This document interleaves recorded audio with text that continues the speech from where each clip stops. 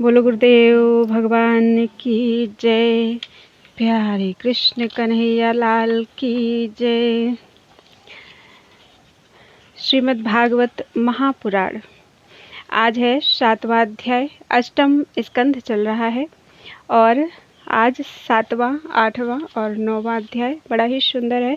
समुद्र मंथन का आरंभ, भगवान शंकर का विषपान, समुद्र से अमृत का प्रकट होना, भगवान का मोहिनी अवतार ग्रहण करना और मोहिनी रूप से भगवान के द्वारा अमृत बांटा जाना और देवासुर संग्राम।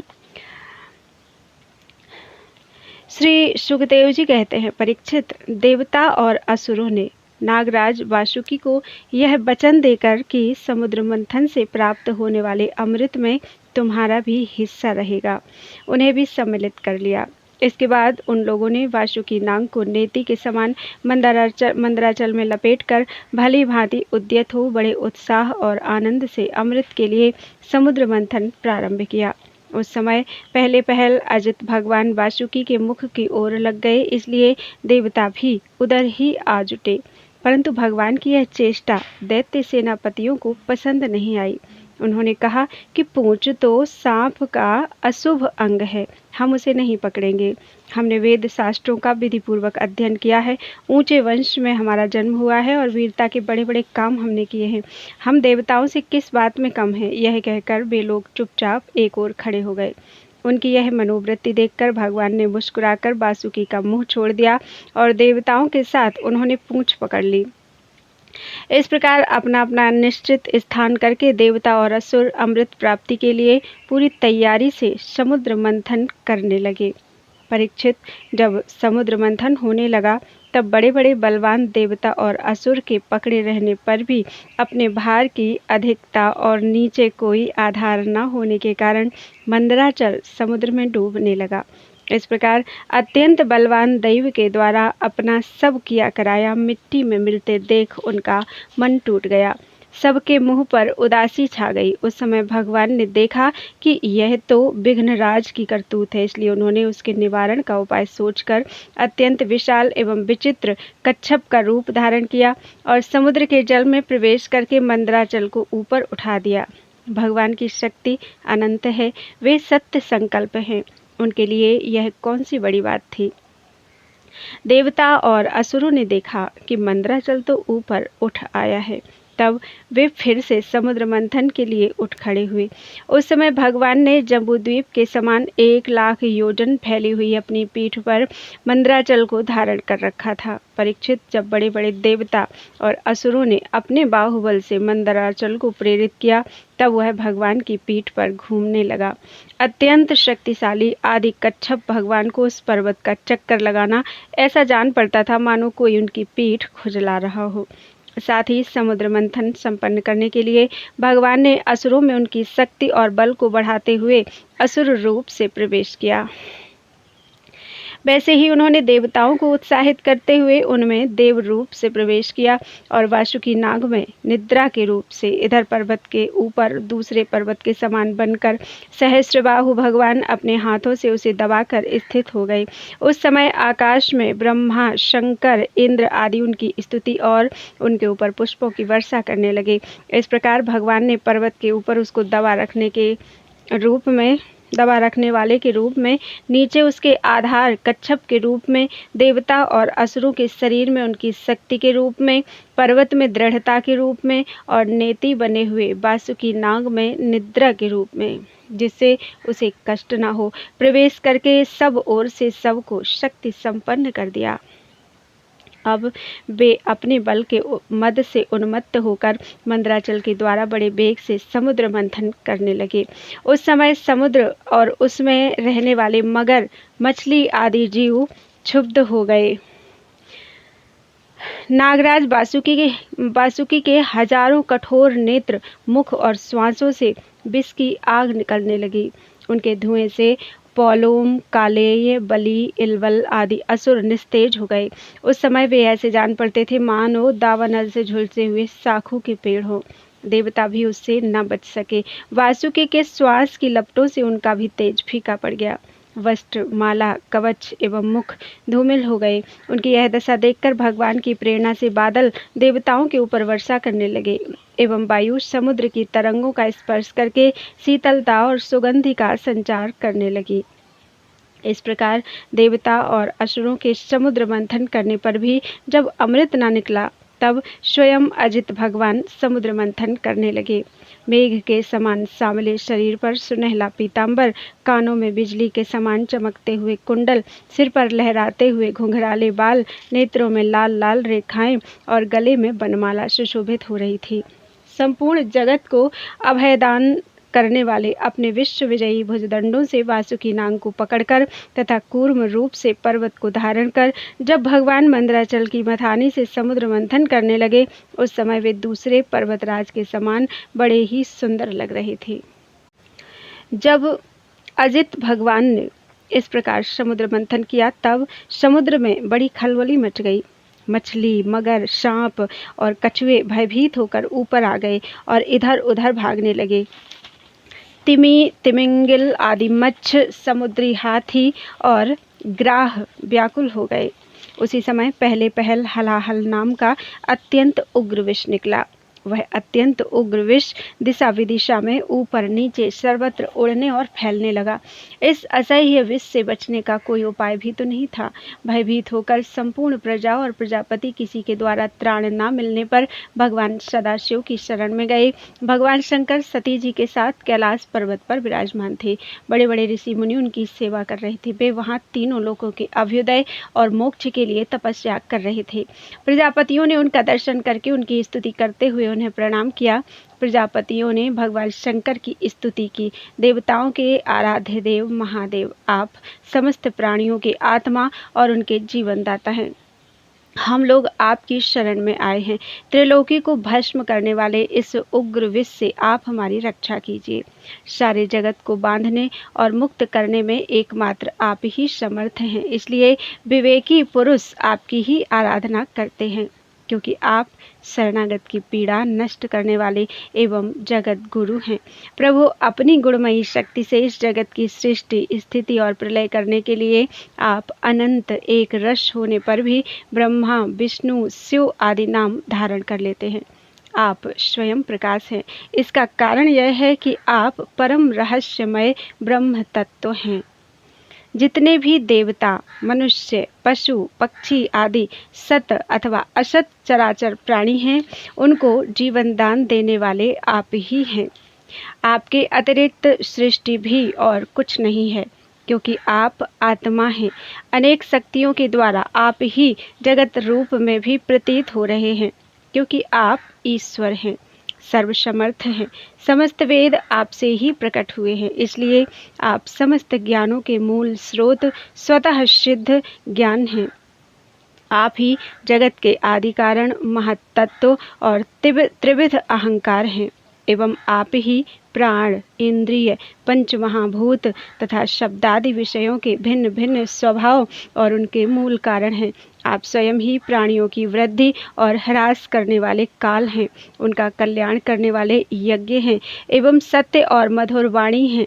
धर्म भी आपका ही स्वरूप है। आप ही आ, उ, मा इन 3 अक्षरों से युक्त प्रणव हैं अथवा त्रिगुणात्मिका प्रकृति हैं, ऐसा वेदवादी महात्मा कहते हैं। सर्वदेव स्वरूप अग्नि आपका मुख है। तीनों लोकों के अभ्युदय करने वाले शंकर, यह पृथ्वी आपका चरण कमल है। आप अखिल देव स्वरूप हैं। यह काल आपकी गति है। दिशाएं कान हैं और वरुण रसनेन्द्रिय हैं। आकाश नाभि है, वायु श्वास है, सूर्य नेत्र हैं और जल वीर्य है। आपका अहंकार नीचे ऊंचे सभी जीवों का आश्रय है। चंद्रमा मन है और प्रभु स्वर्ग आपका सिर है। वेद स्वरूप भगवान, समुद्र आपकी कोख है, पर्वत हड्डियाँ हैं, सब प्रकार की औषधियाँ और घास आपके रोम हैं, गायत्री आदि छंद आपकी 7 धातुएं हैं और सभी प्रकार के धर्म आपके हृदय हैं। स्वामिन, सद्योजात आदि 5 उपनिषद ही आपके तत्पुरुष, अघोर, सद्योजात, वामदेव और ईशान नामक 5 मुख हैं। उन्हीं के पदच्छेद से 38 कलात्मक मंत्र निकलते हैं। निकले हैं। आप जब समस्त प्रपंच से उपरत होकर अपने स्वरूप में स्थित हो जाते हैं, तब उसी स्थिति का नाम होता है शिव। वास्तव में वही स्वयं प्रकाश परमार्थ तत्व है। अधर्म की दंभ, लोभ आदि तरंगों में आपकी छाया है, जिनसे विविध प्रकार की सृष्टि होती है। वे सत्व, रज और तम आपके 3 नेत्र हैं। प्रभु, गायत्री आदि छंद रूप सनातन वेद ही आपका विचार है, क्योंकि आप ही सांख्य आदि समस्त शास्त्रों के रूप में स्थित हैं और उनके कर्ता भी हैं। भगवान, आपका परम ज्योतिर्मय स्वरूप स्वयं ब्रह्म है। उसमें ना तो रजोगुण, तमोगुण एवं सत्वगुण है और ना किसी प्रकार का भेदभाव ही। आपके उस स्वरूप को सारे लोकपाल, यहाँ तक कि ब्रह्मा, विष्णु और देवराज इंद्र भी नहीं जान सकते। आपने कामदेव, दक्ष के यज्ञ, त्रिपुरासुर और कालकूट विष, जिसको आप अभी अभी अवश्य पी जाएंगे, और अनेक जीवद्रोही असुरों को नष्ट कर दिया है। परंतु यह कहने से आपकी कोई स्तुति नहीं होती, क्योंकि प्रलय के समय आपका बनाया हुआ यह विश्व आपके ही नेत्र से निकली हुई आग की चिंगारी एवं लपट से जलकर भस्म हो जाता है, और आप इस प्रकार ध्यानमग्न रहते हैं कि आपको इसका पता ही नहीं चलता। जीवन मुक्त आत्मा राम पुरुष अपने हृदय में आपके युगल चरणों का ध्यान करते रहते हैं, तथा आप स्वयं भी निरंतर ज्ञान और तपस्या में ही लीन रहते हैं। फिर भी सती के साथ रहते देखकर जो आपको आसक्त एवं शमशानवासी होने के कारण उग्र अथवा निष्ठुर बतलाते हैं, वे मूर्ख आपकी लीलाओं का रहस्य भला क्या जाने। उनका वैसा कहना निर्लज्जता से भरा है।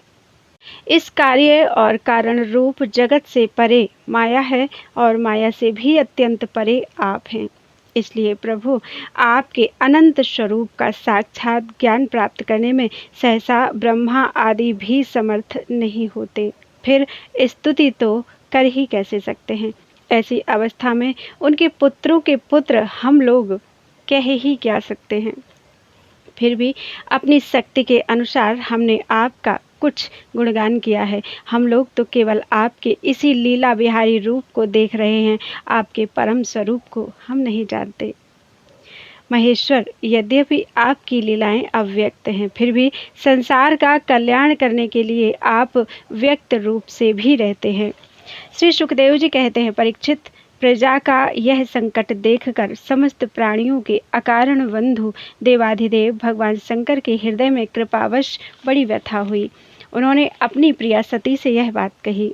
शिव जी ने कहा, देवी, यह बड़े खेद की बात है। देखो तो सही, समुद्र मंथन से निकले हुए कालकूट विष के कारण प्रजा पर कितना बड़ा दुख आ पड़ा है। ये बेचारे किसी प्रकार अपने प्राणों की रक्षा करना चाहते हैं। इस समय मेरा यह कर्तव्य है कि मैं इन्हें निर्भय कर दूं। जिनके पास शक्ति सामर्थ्य है, उनके जीवन की सफलता इसी में है कि वे दीन दुखियों की रक्षा करें। सज्जन पुरुष अपने क्षणभंगुर प्राणों की बलि देकर भी दूसरे प्राणियों के प्राण की रक्षा करते हैं। कल्याणी, अपने ही मोह की माया में फंसकर संसार के प्राणी मोहित हो रहे हैं और एक दूसरे से बैर की गांठ बांधे बैठे हैं। उनके ऊपर जो कृपा करता है, उस पर सर्वात्मा भगवान श्री कृष्ण प्रसन्न होते हैं, और जब भगवान प्रसन्न हो जाते हैं, तब चराचर जगत के साथ मैं भी प्रसन्न हो जाता हूँ। इसलिए अभी अभी मैं इस विष को भक्षण करता हूँ, जिससे मेरी प्रजा का कल्याण हो। श्री सुखदेव जी कहते हैं, विश्व के जीवनदाता भगवान शंकर इस प्रकार सती देवी से प्रस्ताव करके उस विष को खाने के लिए तैयार हो गए। देवी तो उनका प्रभाव जानती ही थी। उन्होंने हृदय से इस बात का अनुमोदन किया। भगवान शंकर बड़े कृपालु हैं। उन्हीं की शक्ति से समस्त प्राणी जीवित रहते हैं। उन्होंने उस तीक्ष्ण हलाहल विष को अपनी हथेली पर उठाया और भक्षण कर गए। वह विष जल का पाप मल था। उसने शंकर जी पर अपना प्रभाव प्रकट कर दिया। उससे उनका कंठ नीला पड़ गया, परंतु वह तो प्रजा का कल्याण करने वाले भगवान शंकर के लिए भूषण रूप हो गया।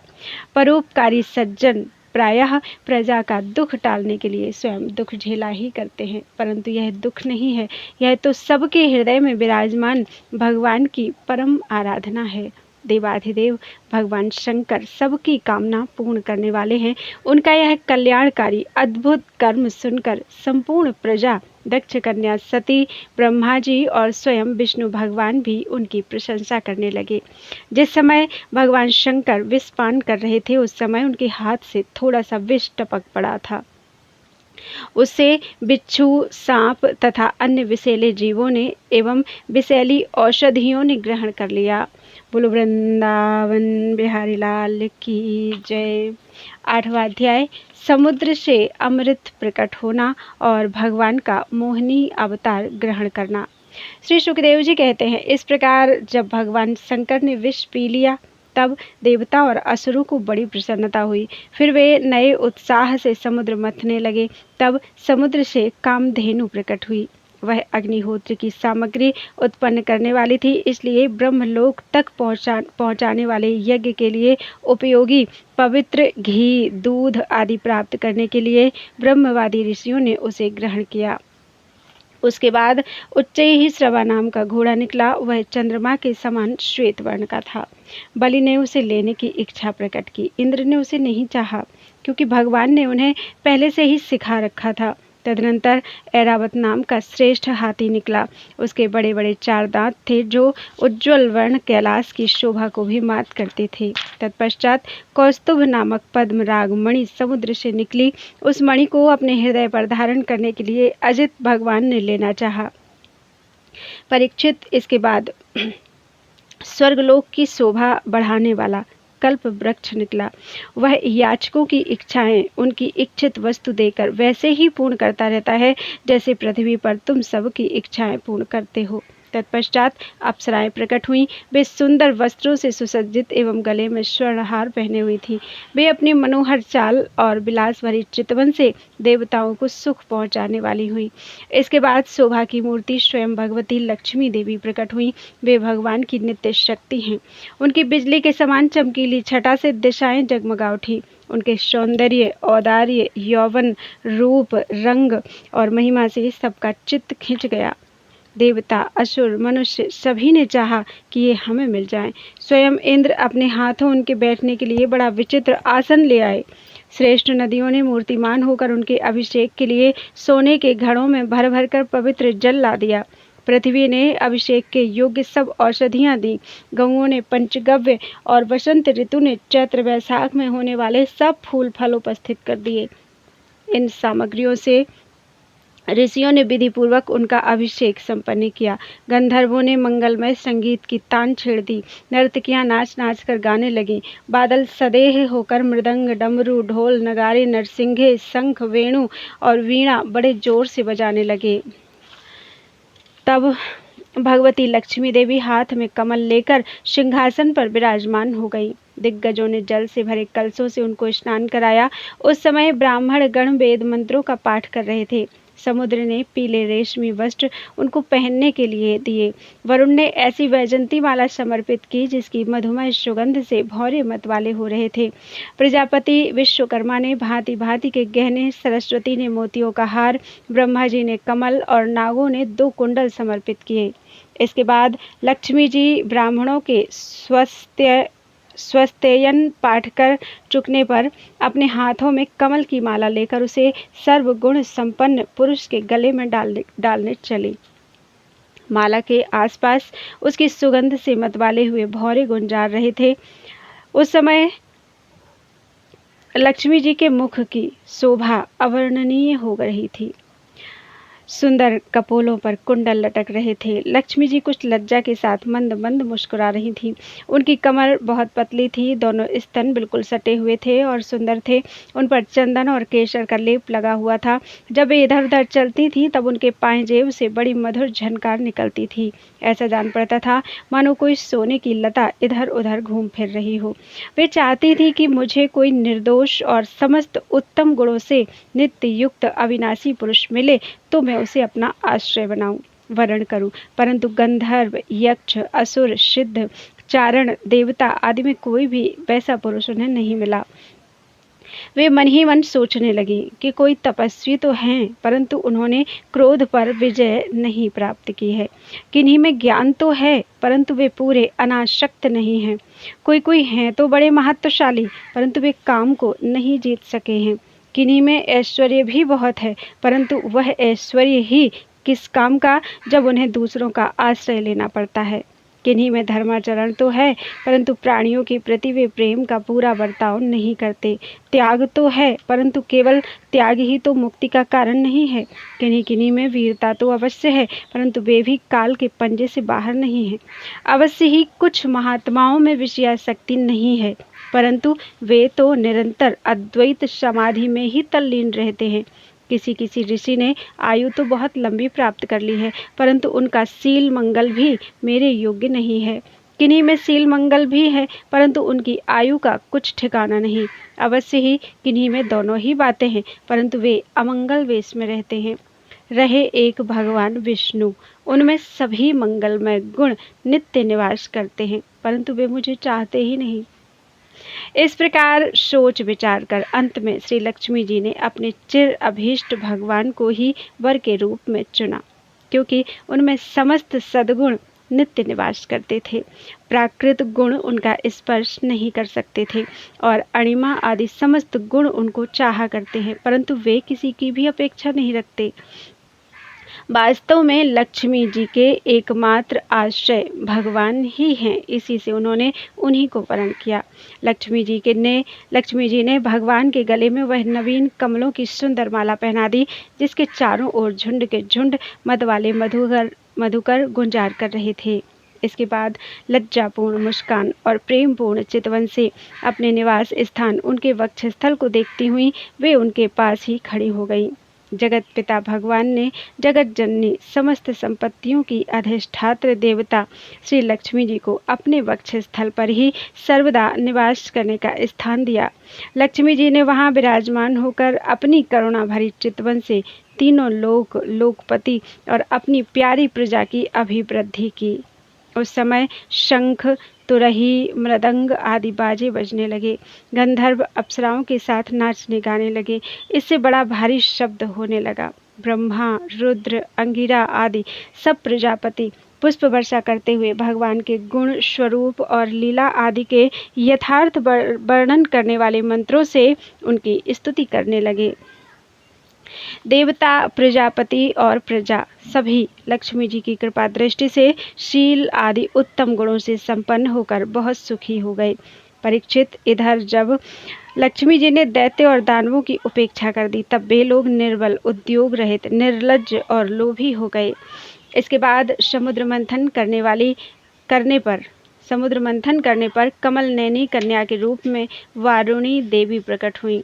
भगवान की अनुमति से दैत्यों ने उसे ले लिया। तदनंतर महाराज, देवता और असुरों ने अमृत की इच्छा से जब और भी समुद्र मंथन किया, तब उसमें से एक अत्यंत अलौकिक पुरुष प्रकट हुआ। उसकी भुजाएं लंबी एवं मोटी थीं, उसका गला शंख के समान उतार चढ़ाव वाला था और आंखों में लालिमा थी।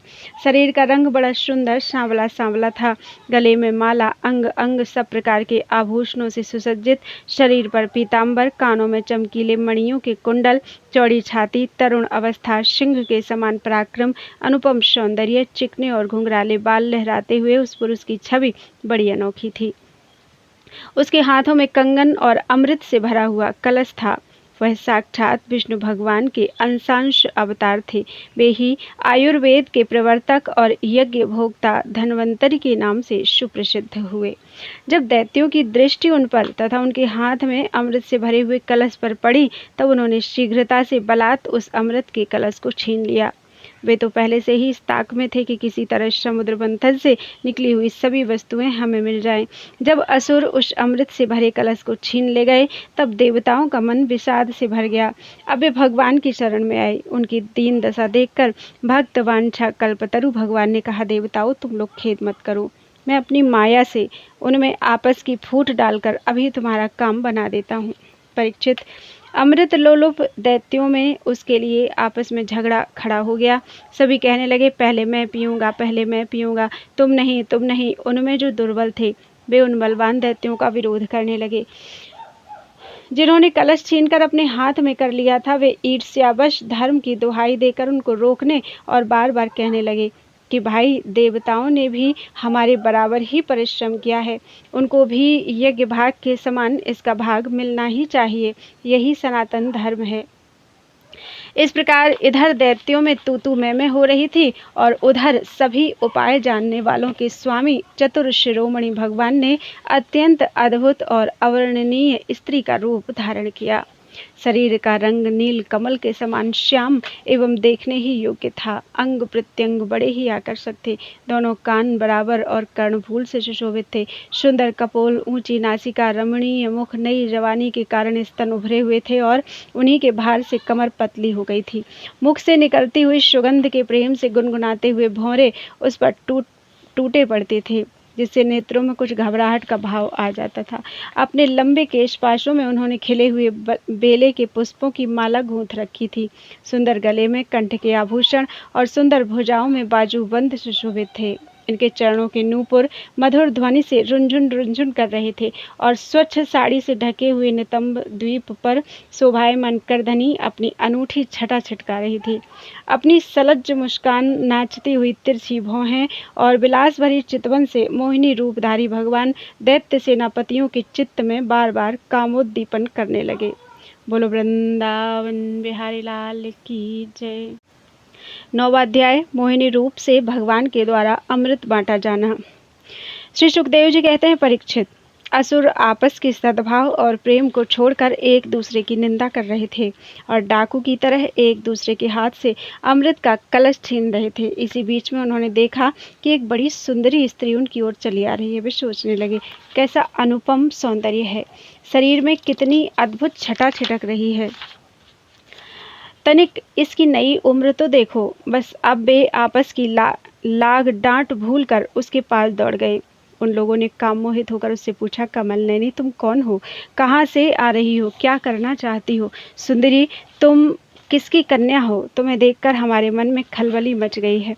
हम समझते हैं कि अब तक देवता, दैत्य, सिद्ध, गंधर्व, चारण और लोकपालों ने भी तुम्हें स्पर्श तक न किया होगा, फिर मनुष्य तो तुम्हें कैसे छू पाते? सुंदरी, अवश्य ही विधाता ने दया करके शरीरधारियों की संपूर्ण इंद्रियों एवं मन को तृप्त करने के लिए तुम्हें भेजा है।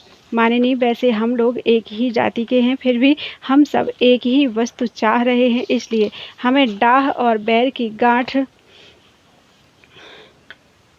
हम में पड़ गई है। सुंदरी, तुम हमारा झगड़ा मिटा दो। हम सभी कश्यप जी के पुत्र होने के नाते सगे भाई हैं। हम लोगों ने अमृत के लिए बड़ा पुरुषार्थ किया है। तुम न्याय के अनुसार निष्पक्ष भाव से इसे बांट दो, जिससे फिर हम लोगों में किसी प्रकार का झगड़ा ना हो। असुरों ने जब इस प्रकार प्रार्थना की, तब लीला से स्त्री वेश धारण करने वाले भगवान ने तनिक हंसकर और तिरछी चितवन से उनकी ओर देखते हुए कहा। श्री भगवान ने कहा, आप लोग महर्षि कश्यप के पुत्र हैं और मैं हूँ कुलटा। आप लोग मुझ पर न्याय का भार क्यों डाल रहे हैं? विवेकी पुरुष स्वेच्छाचारिणी स्त्रियों का कभी विश्वास नहीं करते। दैत्यों, कुत्ते और व्यभिचारिणी स्त्रियों की मित्रता स्थायी नहीं होती। वे दोनों ही सदा नए नए शिकार ढूंढा करते हैं। श्री सुखदेव जी कहते हैं, परीक्षित, मोहिनी की परिहास भरी वाणी से दैत्यों के मन में और भी विश्वास हो गया। उन लोगों ने रहस्यपूर्ण भाव से हंसकर अमृत का कलश मोहिनी के हाथ में दे दिया। भगवान ने अमृत का कलश अपने हाथ में लेकर तनिक मुस्कुराते हुए मीठी वाणी में कहा, मैं उचित या अनुचित जो कुछ भी करूं, वह सब यदि तुम लोगों को स्वीकार हो तो मैं अमृत बांट सकती हूँ। बड़े बड़े दैत्यों ने मोहिनी की यह मीठी बात सुनकर उसकी बारीकी नहीं समझी, इसलिए सबने एक स्वर से कह दिया, स्वीकार है। इसका कारण यह था कि उन्हें मोहिनी के वास्तविक स्वरूप का पता नहीं था। इसके बाद एक दिन का उपवास करके सबने स्नान किया, हविष्य से अग्नि में हवन किया, गौ, ब्राह्मण और समस्त प्राणियों को घास, चारा, अन्न धन आदि का यथा योग्य दान दिया तथा ब्राह्मणों से स्वस्तयन कराया। अपनी अपनी रुचि के अनुसार सबने नए नए वस्त्र धारण किए और इसके बाद सुंदर सुंदर आभूषण धारण करके सब के सब उन कुशासनों पर बैठ गए, जिनका अगला हिस्सा पूर्व की ओर था। जब देवता और दैत्य दोनों ही धूप से सुगंधित मालाओं और दीपकों से सजे सजाए भव्य भवन में पूर्व की ओर मुंह करके बैठ गए, तब हाथ में अमृत का कलश लेकर मोहिनी सभा मंडप में आई। वह एक एक बड़ी सुंदर साड़ी पहनी हुई थी। नितंबों के भार के कारण वह धीरे धीरे चल रही थी। आंखें मद से विह्वल हो रही थी। कलश के समान स्तन और गज शावक की सूंड के समान जंघाएं थी। उसके स्वर्ण नूपुर अपनी झंकार से सभा भवन को मुखरित कर रहे थे। सुंदर कानों में सोने के कुंडल थे और उसकी नासिका, कपोल तथा मुख बड़े ही सुंदर थे। स्वयं पर देवता भगवान मोहिनी के रूप में ऐसे जान पड़ते थे मानो लक्ष्मी जी की कोई श्रेष्ठ सखी वहां आ गई हो।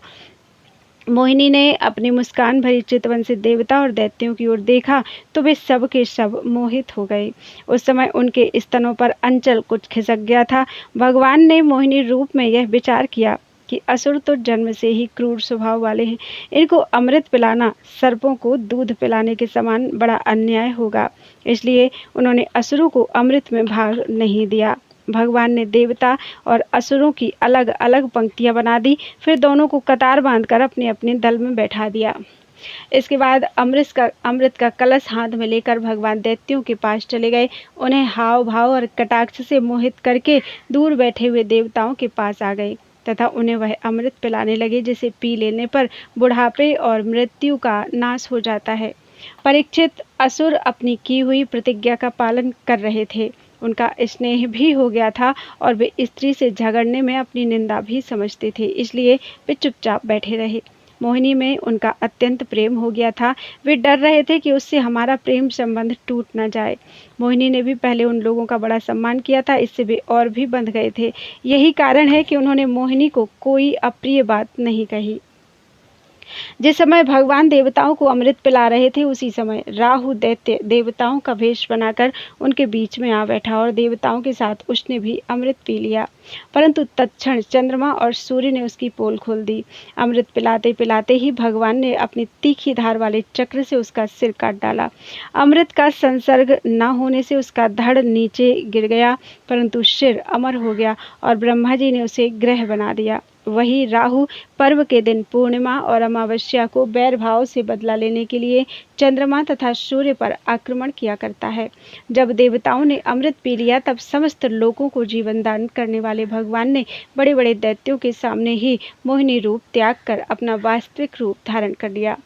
परीक्षित, देखो, देवता और दैत्य दोनों ने एक ही समय एक स्थान पर एक प्रयोजन तथा एक वस्तु के लिए एक विचार से एक ही कर्म किया था, परंतु फल में बड़ा भेद हो गया।